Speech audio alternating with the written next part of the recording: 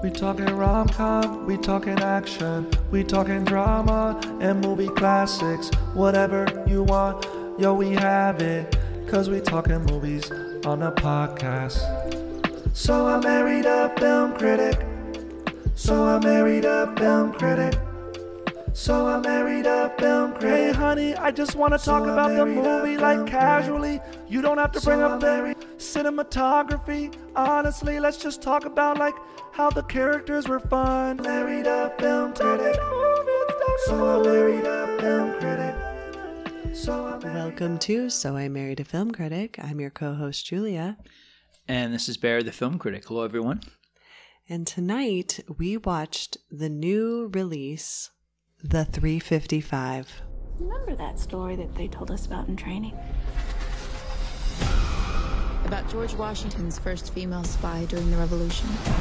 They called her Agent 355 because they didn't want the world to know her real name. But her legacy lives on.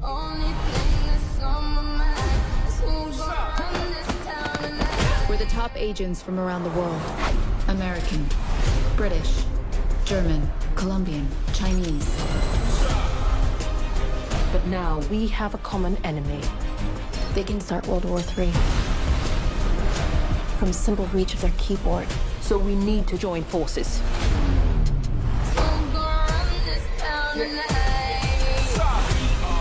It's like half the CIA's most wanted. Always such a tough guy. I'm not an agent, I'm a therapist. They thought I would give you my secrets. Do you have secrets? We put ourselves in danger so that others are not. I'll handle the guns. Are you in therapy? I should be. You're the best in the world at what you do. You have cameras in your jewelry, comms in your earrings. You bump, I grab. The target is on the move. You're not going in there alone. We go together. I have a family. I cannot do this anymore. The bad guys are out there right now. You go home. You bring them with you. The 355, which is exactly how much you should all be paying to see this film. Agreed. I mean, let's just let the cat out of the bag. Huge disappointment. You know, we're recording this 2 days before the film has a nationwide release in the first weekend of January of 2022. But the thing is, like, I don't know when this episode is going to drop. I mean, it could be in the next week. It could be in the next few weeks. It could be in months. I think no matter when you're listening to this podcast, this movie you can find at the bottom of the $5 bin at Walmart. Wow. I think you're going to be like fishing through that huge pile. And you're like, okay, Garfield, Tale of Two Kitties, no. Big Mama's House 2, no. 355, oh, okay, that looks okay. Okay, I'll get that. Yeah, that's worth $5. It's $355, I'll buy it. You got it. Oh my gosh. I mean, this is what, the second Jessica Chastain movie where she plays a CIA agent? Yeah, and I just watched the first one the other night just to prepare for this because I was wondering, like, is it as good as Ava? Is Ava any good? I hadn't seen Ava, and I'm a huge fan of this actress. I mean, what an introduction. I mean, in 1 year, she did The Tree of Life and Take Shelter, and what was the other one? I think The Help, like all in 1 year. And suddenly she became a household name, an Oscar nominated and nominated for every award you can think of. And I just think, not only is she just so beautiful, but she's terrific in just about everything. And she does Zero Dark 30, and I thought, oh man, she's got such range. I mean, and she was paired with Catherine Bigelow, one of our greatest action directors. She can do no wrong. And then we see this movie, and I stand corrected. Yeah. So Ava better than better. This? Oh, Ava is better. Yeah, Ava is junk, but it has good action sequences. It's weird to say, not to get talking too much about Ava, but it has two amazing fight sequences. One, no kidding, between Colin Farrell and John Malkovich, going full hand-to-hand combat, amazing. Wow. And then Colin Farrell and Jessica Chastain have a full-on hand-to-hand combat fight. And it's great. In fact, their fight scene is set to a Depeche Mode song, which I've never seen before. So Ava is not great, but for one thing, she is excellent in that. It's a totally generic and cold and forgettable action movie, but it does deliver in that cheap thrill department. Whereas the 355 does not. The 355 action sequences are so boring. I've never been like more bored. Well, wanting them to end. Yeah, let's talk about this. So the first credits that come up, one is Freckle Films. Oh, that's adorable, Freckle Films, and that's Jessica Chastain's production company. And SK Genre. The SK stands for Simon Kinberg. This is the co-writer and director of this film. Simon Kinberg's prior film was also a Jessica Chastain vehicle. That was X-Men Dark Phoenix. Me and maybe 4 other people on this planet liked that movie. It's not a popular film. It's the only X-Men movie that doesn't have Wolverine in it. It was a gigantic flop when it came out. Certainly the fanboys despise it. I like the film. I like the chances that it takes. I like the angle of the story. It's one of the few X-Men movies I really enjoy. I actually saw more than once. But I'm not really going to stump for it. But I can't believe that Kinberg, after surviving that debacle, I mean, it's one of the biggest flops of the last 20 years. I mean, huge disaster. I can't believe that years later he would think to rebound with this, which is so much worse. So it begins in this really, I mean, the whole thing is just generic and visually bland. It begins with this, you think it's a drug deal, but it winds up being this gigantic weapon that becomes this world-destroying MacGuffin that the whole movie is centered around. And a drive, basically, that can destroy everything and cause World War III. Yes, and we'll get into more of that. And ultimately, we're introduced to our first character, played by Edgar Ramirez. And this, the whole time, you asked me a couple of times, like, what are you looking at your phone for? I don't normally look at my phone or check my phone. That's for me bad etiquette and under any circumstances. What I was doing was looking up the cast list and I'm like, what have they done recently that they're in this? Because it was pretty clear, I'm sure it was for you too, after just a few minutes of this, like, this is junk. This is not a stylish film. It's not very well done. It's one of these action movies that's edited so severely. You get the sense like the choreography was like, okay, slap, slap, punch, cut, we got it. Like, everything has been edited together so severely. You never get a sense of the movement, of the danger, the excitement, or even like how much training these actors did. There's a scene at the very beginning of the movie where Jessica Chastain is working out and she's going for sparring partner. I mean, that's her best action sequence in the movie. And how sad. It's probably just her working out with her stunt double or something. I mean, it's or her whoever, or fight choreographer. But like, that's the one scene of the film where the camera is still on her and we actually see like, man, she's really done a lot of work for this film. This is going to be awesome. And no, like, the film does not reward anyone's efforts. But anyway, I was looking at the cast list because, for one thing, Edgar Ramirez is in this film. And Ramirez, like, I remember him because he did this movie, I think it's like 3-4 hours long. It's called Carlos, where he plays the famous terrorist Carlos the Jackal. And everything he's done since then hasn't worked. He played the Patrick Swayze role in the remake of Point Break. If you can even imagine him playing Bodhi. I don't even actually know which character you're talking about right now. Edgar Ramirez. So he's the one who initially has the disc. He the phone, the drive. Okay, yeah, the drive. He's the one who has it at the beginning of the film, where the siege goes down. Okay. The movie, you really think like a big celebrity is going to appear because they hold on this guy who's wearing a face mask for a couple of shots, and he finally takes the mask off, and you're like, Tom Cruise? No, it's Edgar Ramirez, post Point Break, and clearly once again in a movie that just does not deserve his talent, and he really should be in a better film. Okay. And so then we're introduced to Jessica Chastain's character. Name is Mace. Okay. And we don't even know her first name. No. And she's not only an agent, but of course she has this on again off again relationship with this character played by No, they're just friends. They're just friends. It's not an on again off again relationship. It's confusing though, because they make such a thing of it. I don't know. Do you think maybe that was a reshoot? Because seriously, maybe because they're basically put on a job, okay, and they have to go to Paris to retrieve this drive. And so he comes up. Who's this character? What's his name? I don't know, but it's Sebastian Stan, who's famous for playing the Winter Soldier in the Marvel Cinematic Universe. Okay, so he's her partner in the CIA, I guess, and he comes up with their backstory that they're there on their honeymoon, and he like has a ring for her, and he's kind of like coming on to her, and she's like, no, like we're just friends. I don't want to ruin this. And he's like, haven't you ever thought about it?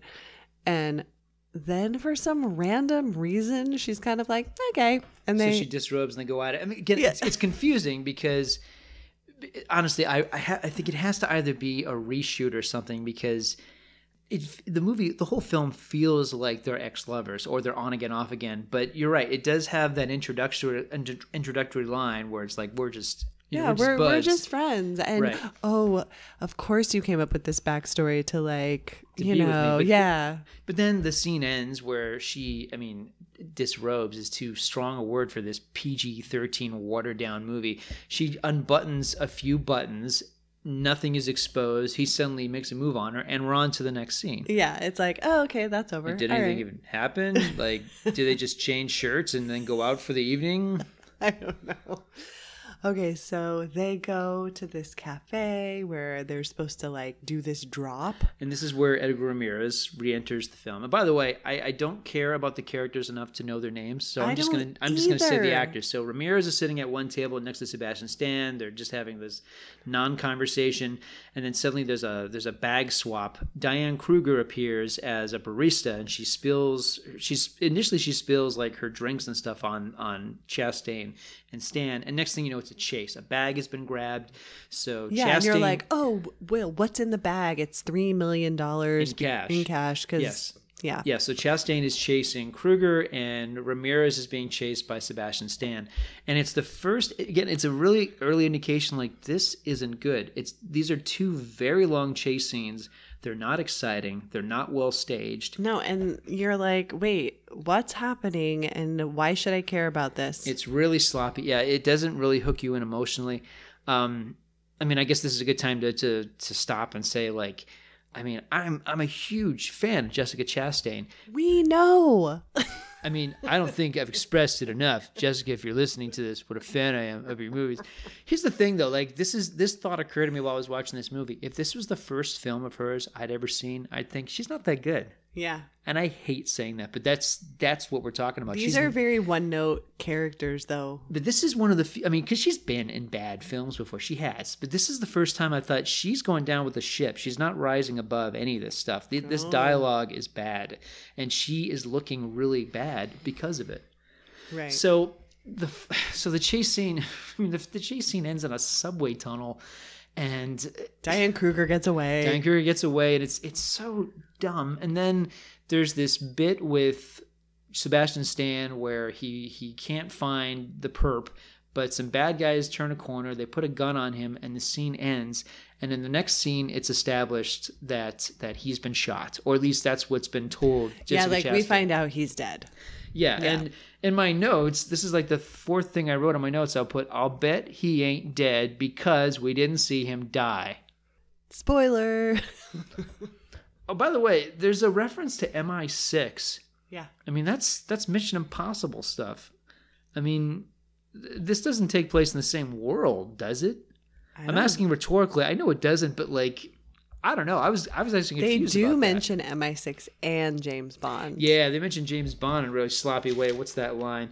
Lupita Nyong'o, who we meet a little later, she says, James Bond doesn't have to deal with real life. James Bond always ends up alone. And I thought, have they not seen a recent James Bond movie? Like, was the Pierce Brosnan Bond the last one they'd seen? Because Bond, like, hooks up in the new ones. I don't think they'd seen any of the Daniel Craig films. I think these 355 are completely uninformed about where James Bond is in the world. Wow. That troubles me. They should really know they're James Bond, and they really don't. Oh, man. Okay. Well, now we meet Diane Kruger, and we find out she is also a spy. What, in France? No, she's German. Yeah, but where is her spy meeting? Oh, I have no idea. They keep giving us title cards, and it's these generic stock, like like Brussels and Germany and Bogota and da-da-da-da-da. And it's clearly all shot in the same studio in England where this thing was made. And like, it's all backlot crap. Okay, but wait, so she's German. And she's with like German CIA. And we actually, and it's, what's nice about this moment, not to give this movie any credit because it doesn't deserve any, but it's nice that Diane Kruger gets to speak German because she's German, and I dig that, and we'll get to that. There is an actress in this movie who is stuck speaking English, and it's a problem. But Diane don't worry, we'll get to that. Yeah, we'll get to that. But yeah, Diane Kruger, like, she gets to speak German. Briefly, Penelope Cruz, who's introduced a little bit later, she gets to speak Spanish. Okay. Well, so we find out that Diane Kruger is a spy. A spy. And everyone's after this drive. Okay. Everyone. And her boss is telling her, like, I'm going to put more people on this mission. And she's like, no, it's my mission. And he's like, you have daddy issues. And she's like, shut up. And he's like, okay, you can have this mission on your own. And that's basically the scene. The thing that really gave me the chills was this tech, this MacGuffin that they're chasing after the drive. It is scary because they say that it can control the plane in the sky to the phone in your pocket. It can control the phone. Ooh. So if my phone keeps ringing, it's like, woo, hi Barry, it's your mom. Like, Mom, bye.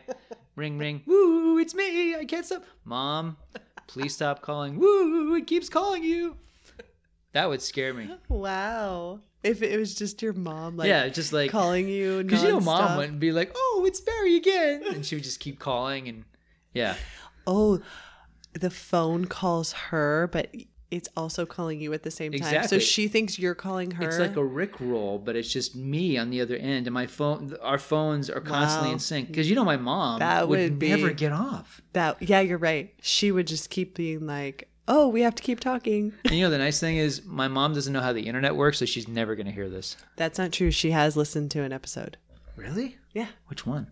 I don't know. Ooh, that's scary. Watch your P's and Q's. Happy Mother's Day, Mom. So at some point, our four main characters, initially it's four, played by Diane Kruger, Penelope Cruz, Jessica Chastain, and Lupita. Thank you, Lupita Nyong'o. They eventually all are in the same room together. I'm jumping ahead a little bit, but it's... okay, so basically... They, like, Jessica Chastain and Lupita, like, they're old friends. They're old friends. Okay, so she goes and gets her, and she gets on board. It's a terrible scene. Did you notice that? It's a terrible scene. It's a terrible scene because it's like they meet each other outside, and then a guy comes over, and Jessica Chastain's like, "I'm the American. Like this is the line I'm gonna throw," and they like hug and they talk and they leave. But there's a next scene where they're just picking up where they left off. And I'm thinking, wait a minute, movie. Like, just do one scene establishing this exposition nonsense. Don't give us a two-parter. I know. For a scene that wasn't that interesting to begin with. Exactly. It's dumb. It's sloppy. So then Penelope Cruz is introduced as some therapist. And she's having an affair with Edgar Ramirez. She's not having an affair with him. Didn't she have an affair with him? No, she's just a therapist. Wasn't it post-coital? No. Wait, wow, what movie were you watching? She was like laying on the bed talking to him. Weren't they like... No. You mean Penelope Cruz... I'm not trying to be a dumb, gross, stupid guy here. But like... You mean she was just like posing seductively on the bed with him just because? I mean, is that good therapy posture? I don't think anything happened. Apparently she's with another agency, but not as an agent. She's a therapist, and they sent her to like get him to like turn in the drive because they apparently he trusts her or whatever. I don't really know, but I did not get the feeling, or this movie did not tell me that they slept together. I mean, don't get me wrong. I gotta say, like, this screenplay is so murky and ill-defined. See, we don't even know what happened. And we just watched this. We just watched this movie. And and the thing is, like, on the one hand, this is one of these films that is so uninspired. I'm kind of forgetting it as I'm watching it. Yeah. Scenes go by and I'm like, I'm never going to remember this. Because it's not special. It's not special. But anyway, let's keep talking about this not special movie. So it's a Mexican standoff, or well, I mean, it's Diane Kruger and Jessica Chastain, so it's a German ginger standoff. And it's deflated because Lupita says, the enemy of my enemy is my friend. And that's just like the secret magic word that makes them like, oh, well, the enemy of my enemy is my friend. Oh, okay. So they take their guns away. I know. So basically, the guy with the drive is killed. Yes. Right? Mm-hmm. And the drive is stolen. Yes. So it's about getting so the drive back. Then so basically I told you, I said the only thing that makes sense is that all of them join up together. And then they did. It has to happen because, although it's weird too, because I mean, Diane Kruger and Jessica Chastain's characters understandably despise each other. So it is weird that about 5 minutes go by and there's a scene of the four of them sitting in a bar telling their life stories. And the dialogue is so bad. What I thought was maybe the director, maybe in the screenplay it just said, add banter later. Because what they say is so stupid. There's a story about a guy who has a chip put up his anus. The stories were, tell us about your first job, basically being an agent. Yeah. And they're not good stories. They're not good stories. It's these scenes, basically the excuse is to have cutaway scenes of the actresses laughing and smiling. The only time it happens in this movie.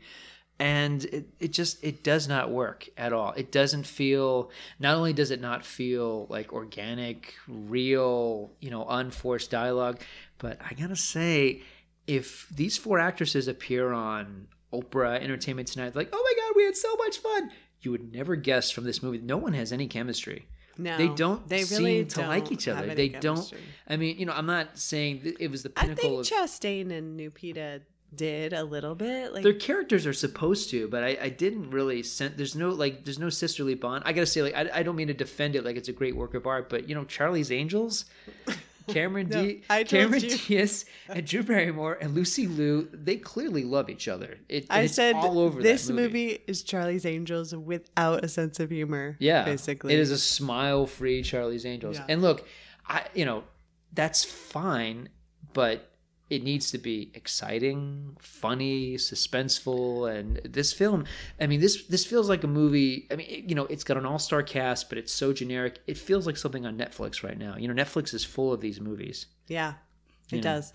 Well, okay, let's talk about how they rope what's her face in, because she's just the therapist. The therapist. Yeah. So Penelope Cruz. Basically, right as the guy is dying, he puts her thumbprint on his phone. So he changes the security on his phone so that she can get in. And so they're like, you have to stay with us because we need your fingerprint to get into the phone. And she's like, I just want to go home and be with my family. And they're like, no. So they force her to go. And I'm like, all right, I guess she's in this movie now as an agent. Yeah. Come on, let's go. Oh, no, I'm not going with you. I'm going home. But we can't do this without your fingerprints. That is not my problem. Oh, it is if you want to keep them attached to your body. I'm sorry, I have a family. I'm not an agent, I'm a therapist. And this is really not for me. All right, Graciela, we're the only ones who can prevent that from happening. Sorry.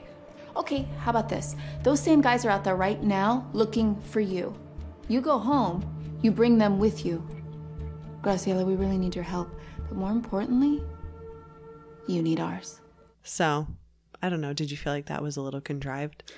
I didn't understand what she was doing in this film because her character is such a drag. It's weird because the whole movie, the character is crying and she's unhappy and she's freaking out. I mean, it's like the traditional scared and she's like me if I was forced to become an agent super spy without any training. But it is sad to see Penelope Cruz, who right now is in this acclaimed Pedro Almodovar film called Parallel Mothers, and she's a brilliant actress. To see her in this film playing the traditional stereotypical scared screaming, Yeah, but she has some good scenes later on. Well, good for this movie is all right. Well, I mean, just to get ahead of ourselves a little bit, I mean, even you said, she becomes radicalized, and it's one of the silliest things because the whole movie, she's just she's crying, and she's biting on her fingers, and, oh, my family, and then late in the film, She suddenly wears a tight shirt, tight jeans. Her hair looks fabulous. She loads a gun. It's on.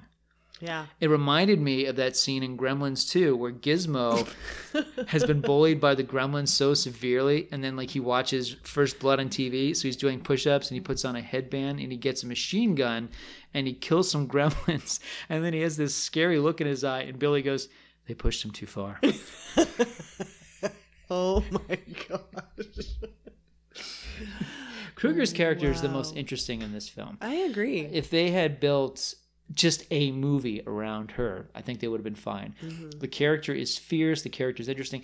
I mean, I like films not only about female empowerment, but female action movies. This is not a new genre. We pretend like it is, but La Femme Nikita came out in 1990. It still kicks ass. The Long Kiss Goodnight is still exciting and thrilling and hilarious and perfect. That movie is perfect. We should have watched that. I know we should have watched that, shouldn't we? But then, like, lately, they've been trying to do these ensemble films. I think it has a lot to do with the box office success of Bridesmaids. And, you know, and I like Bridesmaids. But the thing is, you know, Ghostbusters, the all, you know, the all-female Ghostbusters they did with Melissa McCarthy, it wasn't good. The problem, you know, the awful fanboys were like, it's not good because girls can't be Ghostbusters. Sure they can, but the movie wasn't funny.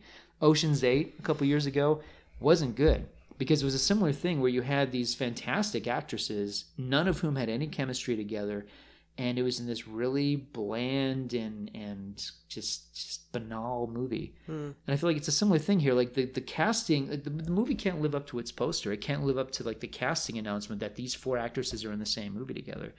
It's like the idea of the movie is so much better than anything they had at the story level. That's true. Okay, so we'll just cut to the chase. They end up getting the drive and they turn it into Chastain's boss, right? Yes. And so then that's when they go and they have like their bar scene where they're laughing and talking about their terrible stories. And then some chick comes and kills the boss and steals the drive. So when they find that out, now there's the next scene, which is them getting ready to go to this auction. Yes. Okay, which I thought was probably the best part of this movie. It feels like the movie is finally going to pop because, for one thing, it's okay. Like this is like an Ocean's 11 sort of heist, or like the beginning of the first Mission Impossible, where they all have earpieces, they're all looking fabulous, they're all walking around doing their bits. We got some Diane Kruger's in an amazing pantsuit. Yes. Rocking the pantsuit. And so somehow they get on the list because Lupita, her character, is the computer genius. She's genius. the Ving Rhames of Mission Impossible of this movie. Yes. Which is so awful. Yeah. Reminder, Lupita starred in Us. I mean, not just for a horror film. I mean, that's one of the best performances of an actress of the last 20 years. She's amazing in that film. And to see her in this movie, you just go, no, this is such a step back. Okay, so they figure out there's like a secret auction, and it's like all these art pieces and ancient artifacts, and they have to figure out which one this drive is going to be in and get inside, whatever. There's like a secret auction on top of the auction. Okay. So they have to figure out where it is so they can get it. All right. So then who comes back into the picture? The dude who I knew was going to come back because we did not see him die, and he's too big a movie star to just exit the film. That Sebastian Stan is still alive. Yeah. And so Chastain is like, "You're still alive?" And so he does this whole bit with her where he's like, come away with me. Like, now you're on the run. I'm on the run. Like, we don't need to be agents anymore. Like, we can be bad guys together. And she's not having it. So, I don't know. He leaves her with his bodyguard and they have a terrible fight scene. Yeah. Yeah, it's bizarre. I mean, to think of any hand-to-hand combat scene in any of the Jason Bourne movies, or that scene in I think it was 2 Mission Impossibles ago, where it's Tom Cruise and Henry Cavill in a men's room, and I think Henry Cavill gets flipped over and smashes through a sink. I mean, and those scenes are quick, they're short, they're all done in like single takes, so you get a sense of the movement, you get a sense of the intensity, and it ain't happening here. Again, it's editing soup. It's just all these sloppy edits and these quick moves. You never get a sense of the choreography. It's like the dancing in Chicago. Oh, okay. Just like that. Just like that. Exactly like Chicago. So I don't know if there's really anything more to say about this scene. I mean, they basically figure out where the drive is going to be and they get their tracker on it. And then we see that the gal who killed the boss is in charge of this auction. So she ends up becoming a pivotal character. Yeah, she's played by Fan Bingbing, who is a international movie star, very, very, very popular worldwide, especially in Asia. She had a special role in Iron Man 3. So yeah, I mean, she basically like rescues the girls because they end up being held up at gunpoint, and so she takes them back to her office, and then it's like, oh, I'm also a spy. And now, and we gave them a decoy drive. So our bad guy, I don't even know his name, the guy. Sebastian Stan. He gets the decoy that his boss spent like $500 million on. And so he gets beat up for that. And then now Charlie's Angels girls have the real one. So we're like, yay, they have the real one. Sebastian Stan finds them. And this is like the Zoom calls gone wrong scene. Oh, man. Yeah, the Zoom call from hell. Yeah, so it's this multi-Zoom room where one has one family member with guns to their head and so on and so forth. And the whole time I'm thinking, like, because especially with my line of work, I mean, I'm teaching all my classes online. I know, like, sometimes it can be really hard to get everybody's, like, sound up. Like, what a nightmare it was to get this already. Because you not only have a hostage situation, but you have to make sure that that the picture is good and, like, everybody's, like, centered just right. And everyone can see what's going on. Right. And I was watching it, too, because you see the video playing in the background after, because eventually some of the hostages are shot. And, like, some of them are just still standing around. I'm thinking, like, did they not know? You turn the camera off. Yeah, your Zoom is over. Okay, bye. You committed murder. Yeah, it's you turn your camera off now. We don't want to watch it anymore. Yeah, so he's basically threatening all of them by killing each of their family or friends. Yeah. Anybody who's close to them. Right. And then for, like, Jessica Chastain, he's like, yeah, you don't have anybody. So she does ooh, it. Burn. It's weird because this should be a really tense scene, and I don't think it comes off. And I don't either, because for one thing, who are these people? Who are Well, okay, it's Diane Kruger's dad. I don't even think I knew that. Really? Yeah, it's her dad. The ex-KGB guy or whatever. Okay. And then Lupita's boyfriend. Yes. And then Penelope Cruz's husband and son. That part I got, yes. So they're all on Zoom. Right. And it's like, how did these people, like, did they get to them in this short amount of time? Like, literally, I don't know what, it's been less than 12 hours since they've left that party. Yeah. And he found out where they are. It's a lot for the bad guys to do. Plus, again, setting up the Zoom call. I mean, these guys are really good at what they do. Yeah. So basically everybody dies except for Penelope Cruz's family because, they're not going to kill a kid in a PG-13 movie. Yeah, no kidding. This movie has one fudge word and lots of brutality, but no blood. Right. Just like facial blood. And the thing I didn't get was after this slaughter occurs and the bad guys have left and with the drive and our main characters are sitting in take what's her face? They take Fan Bingbing. Yeah.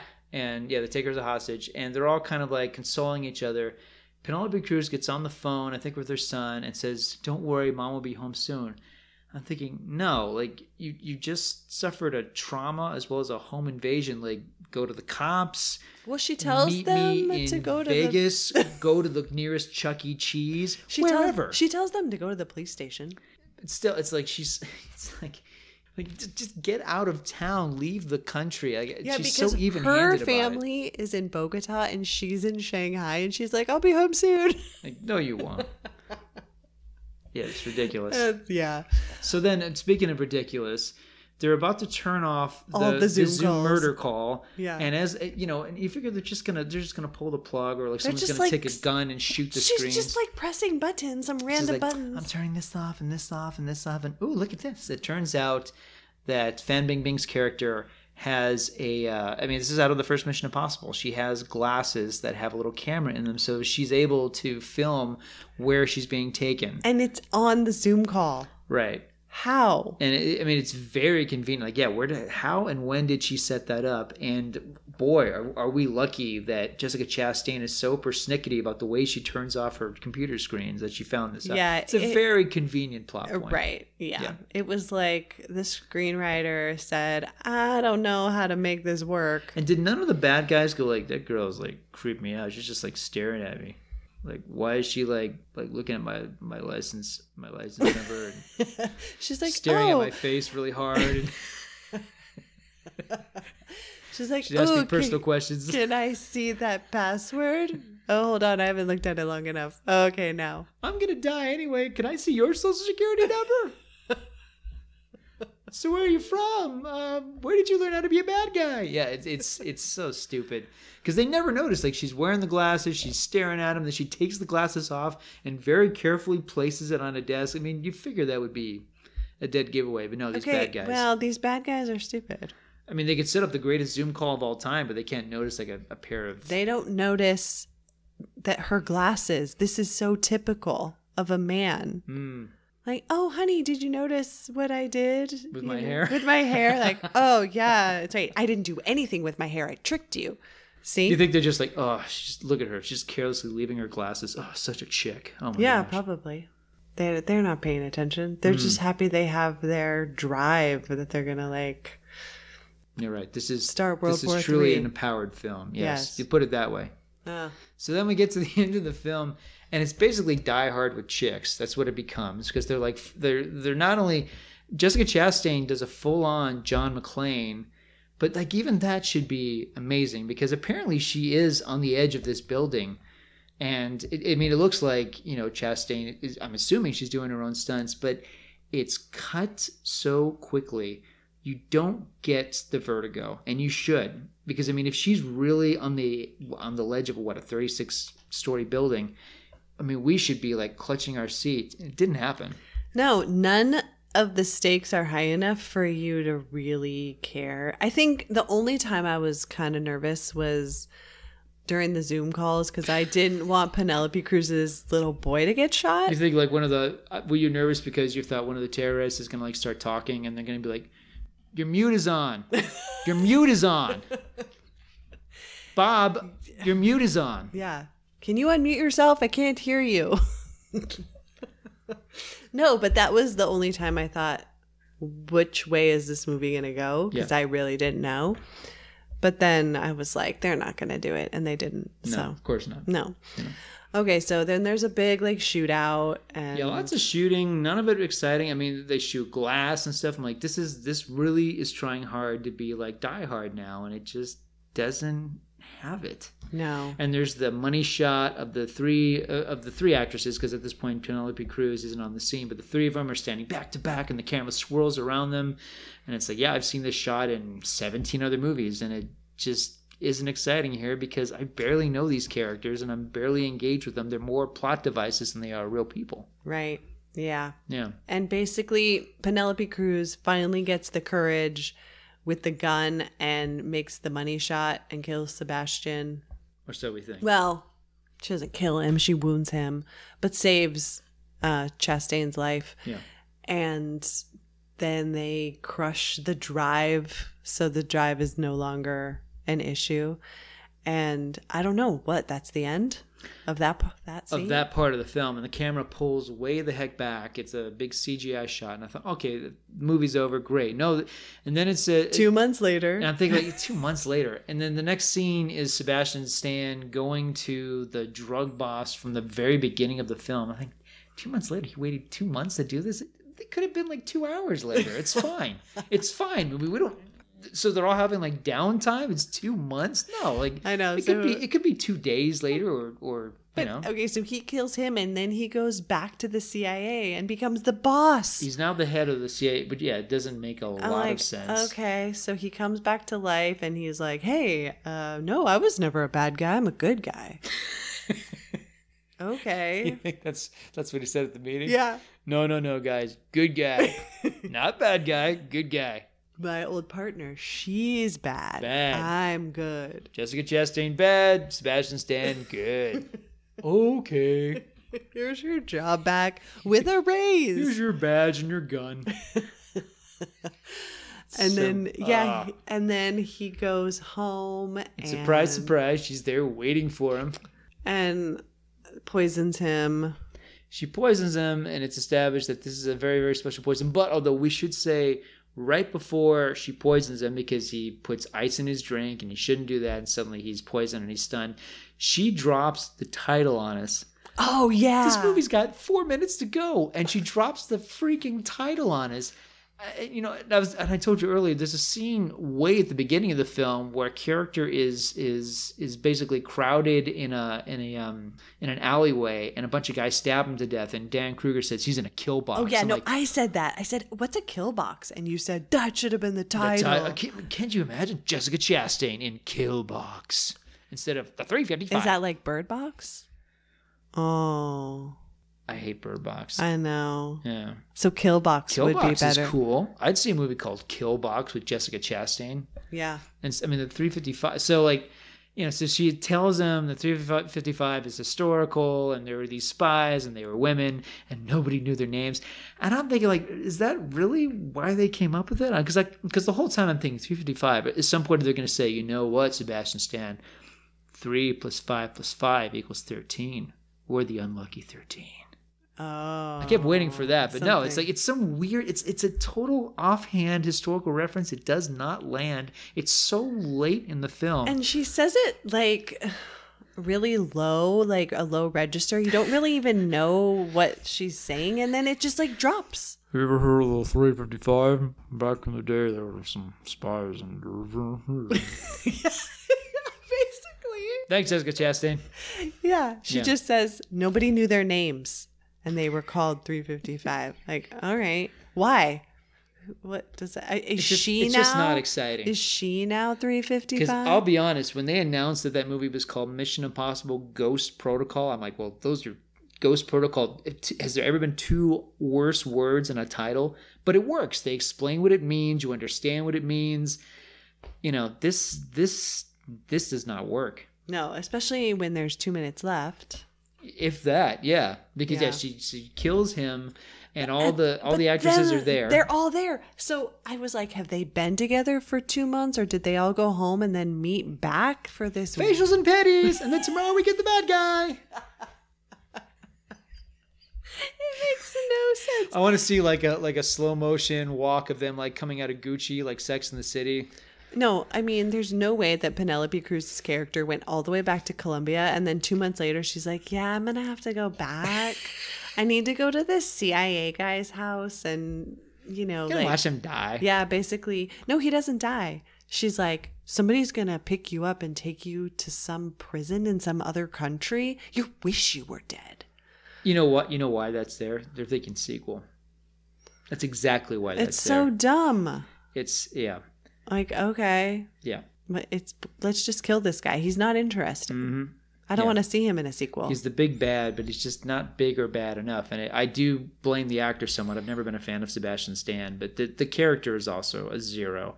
So our 5 leads at this point, because Bing Bing Fan is also there too. Mm-hmm.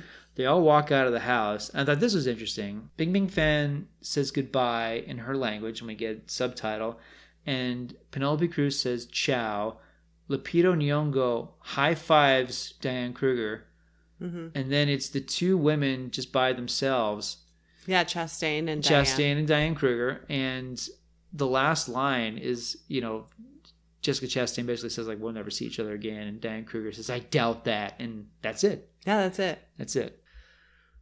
It just feels awkward in general. It does feel awkward. Because I mean, as you said, like there's so much missing here, like, you know, characterization, like, justification for why did they even get back together just for that moment? Yeah, and they don't even have, like, you know, these movies are famous for scenes where all the main characters are standing in line, walking towards the camera in slow motion, you know? You were picturing like a Sex and the City kind of thing. Well, no, I mean, the Sex and the City thing, I meant that as a joke, but like, I mean, these movies typically, you know, if we're talking about whatever, Fast and the Furious, you'll have a scene where they're all standing in a line and they're walking towards the camera in slow motion, right? Right. This movie doesn't even give us that. That's true. You know, and I feel like if all things, this is something I thought about during the final fight scene with machine guns blazing. You may or may not remember this, but Stallone, at the height of Expendables 2, when Expendables 2 was out, and I think he was just kind of like smelling dollar signs, Stallone announced that there was going to be a spin-off called The Expendables, and it was going to be like an all-female cast. You know, like I think he was talking about like Sigourney Weaver and Helen Mirren, like, you know, it's not the Expendables, you know, like we were going to call them girls with guns or gun girls, but, you know, they're like the bells, they're like Southern Bells or like Alexander Graham Bell, and they're like, they got guns, you know, so it's like Expendables. So, I don't know, I'm watching this, and I'm like, is this what the Expendables would have been like? I think the Expendables would be way better than this, because at least we'd have Stallone's quirky sense of humor, like, but he wouldn't be in it. It would just be he would have written the script, you're though. Right. He would have written the script. You know he would. And he would have thrown in some like dad jokes, right? You know, that we would have at least maybe would have been somewhat funny, if not eye rolly. This had no jokes. Yeah, and I don't know. It's not that the movie would have. I mean, I think it would have benefited from having a sense of humor, which it doesn't. But just more entertainment value. There's so little here that stayed with me. Yeah, it was very disappointing. Like, even the plot was like, oh, all right. Where they're trying to save the world. And, at the very end, this family walks by.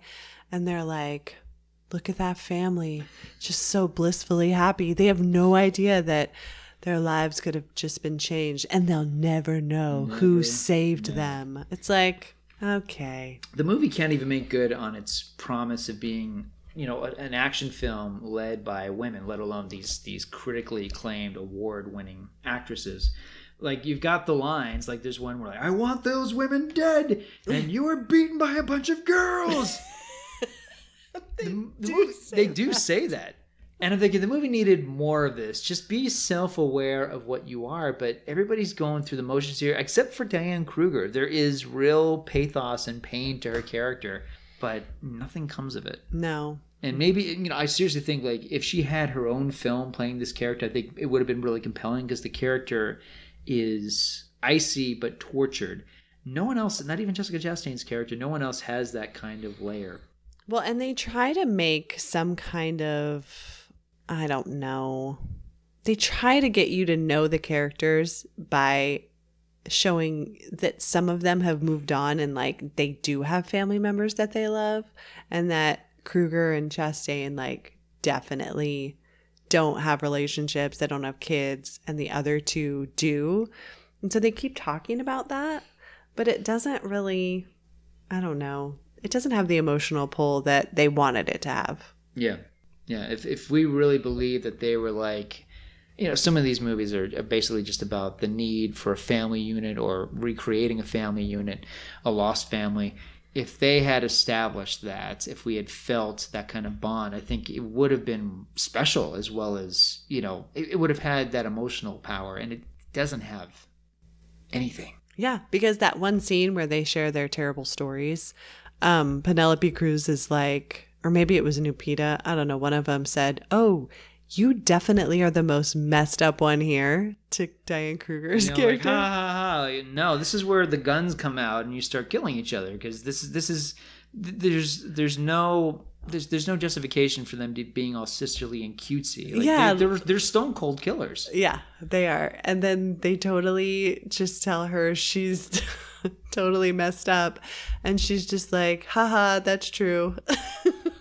Yeah, it's really, really painful. Because every single one of these actresses have shown us how good they can be and they can really dig deep and take on characters that are really heartbreaking and complex. And in this movie, I mean, it's just like they're living up to the poster. Okay. You know, it's just the poster. So how would you have changed the ending of this film? I got a better ending, but I think I've already shown my hand. I mean, it would end where the four, let's see, is it four? Yeah, no, five. I mean, the five main actresses, you know, they've just finished degrading Sebastian Stan. They're walking out of his house, and they're walking down the street, and, you know, they're about to depart, when suddenly Sylvester Stallone walks forward. You know, you girls, I'm looking for a team, like not like, Carrie and Samantha, but like, I need some girls with guns, because, like, I'm about to put you girls into the kill box. So, like, are you ready to, like, because, like, I got, like, the Expendables, but are you ready to be the Expendables? Oh, wow. So he's going to be in character. Yeah. He's going to have his beret on and his bad mustache. He's going to be in his Expendables character and, like, recruit them into another movie. Exactly. Yeah. So this is going to be the prequel to the Expendables. Killbox.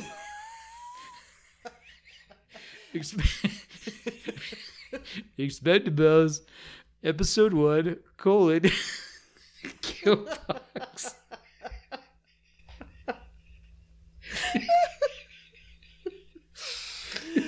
Sly, if you're listening to this, we would like a cut. It's called synergy, because, like, you get one movie.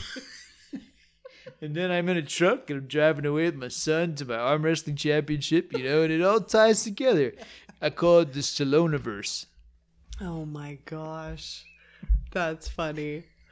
Okay, how many stars? 1. A single star, because... I think I'm going to give it half a star, because I was very disinterested. It's so... I mean, for me, 1, because, like, okay, when they all finally have machine guns and they're all shooting stuff, and... I'm like, okay, this is clearly the big set piece of the movie. It's not enough, but it's at least something. But I mean, this movie is a fiasco. Okay, well, I give half a star for the action and half a star for Diane Kruger's pantsuit. That's all I can do. So wait, that's half of a half star. So those two halves make a half star. A whole star. A whole star. So you're gonna give it 1 star. Yeah, only. But then you're chopping the star in half nonetheless, or? I'm just saying half a star for some of the action, the fact that they, were decent, and then the other half just for the pantsuit. Now, how many stars do you think you would give it if this was Expendables episode 1, Killbox? I mean, if Sly is writing the script, at least 2.5. I think that's 2.5. Yeah. That's my prediction if that movie ever makes it to the big screen. Coming soon to theater near Expendables, episode 1, Killbox. Oh my god! This is the first big new major release of 2022. What a bummer. We can only go up from here, hopefully. Yeah. I mean, because and I'm sure it'll be out and old by the time people listen to this, but the new Scream is coming out. There's some interesting stuff coming out in 2022. But yeah, this is such a January movie. We've spoken about this for years. Yeah. Like, January, it's all the leftover stuff from holidays. It's the Oscar movies that are up for the Oscars. And it's these movies that the studio's like, okay, we just sat through a screening of the 355, and sorry, Simon Kinberg, but this is not a summer film. You get the first week of January release. Yeah, because we're either going to just give it to Netflix, or if we put it in theaters, it's going to be for 1 week. Cause that's all you've got. And we'll advertise it for 1 week, but then we're going to just take our name off the film. Yeah. But, like, I want to, like, merge this film with just a Lodaverse, because I see potential, like Demolition Man and Over the Top 2. But really, I'm thinking about this Expendables thing. Episode 1, Killbox. Stop saying it. I'm trying to will it into the universe. Anyway, it sucks. I'm glad we saw it together, that I didn't have to suffer alone. Because now you have to write a review. I do have to write a review that I got to submit it tonight. But, that is the sacrifice and the joy of being a film critic. I just get to watch it and go, well, that stunk, and then forget about it. Yeah, you're lucky. Yeah, I've got a couple more hours to think about it, and then it's gone. Okay. Yeah. All right. Well, that concludes this episode of So I Married a Film Critic with the movie 355. And the Expendables episode. All right. You're done. Killbox. You're done. Coming soon.